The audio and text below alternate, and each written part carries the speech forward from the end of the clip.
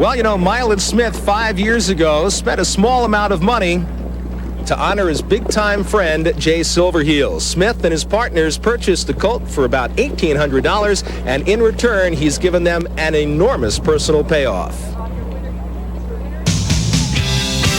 While almost every TV buff remembers the classic Lone Ranger series, few ever knew the names or faces behind those masks. Former stuntman Mylon Smith knew them all. Jay Silverheels was a very good friend of mine, and we met on the movie sets of the Lone Ranger in the television series Lone Ranger, and he being half Indian and I am being half Indian, we became very good friends. And after he passed on, I thought maybe that I'd like to have a horse named after him. So I waited for about 15 years, and Hi-Ho Silverheels came along. And he was the right horse to name after Jay Silverheels, my very good friend. And that's how we got Hi-Ho Silverheels. Smith and co-owner Roy Moorfield live on the West Coast. So when the decision was made to send their colt east, they called on their friend, trainer Peter Wren.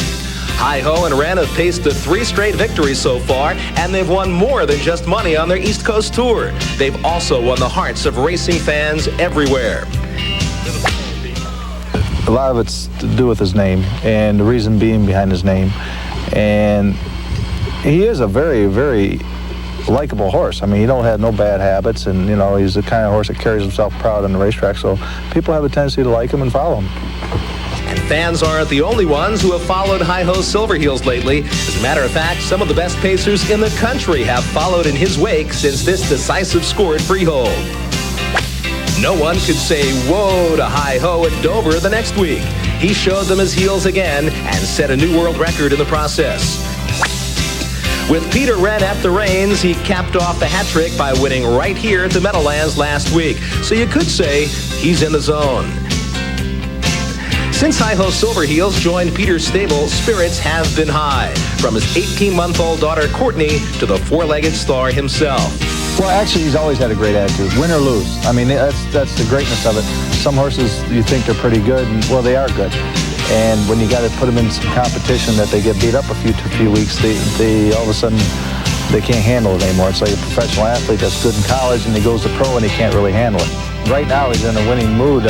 You know, he's won 3 in a row, and he's feeling even that much better about himself. Everything, he's healthy, he's very sound, and things are just falling into place for him. Now, don't let those yawns fool you. Hi-Ho Silverheels is raring to go.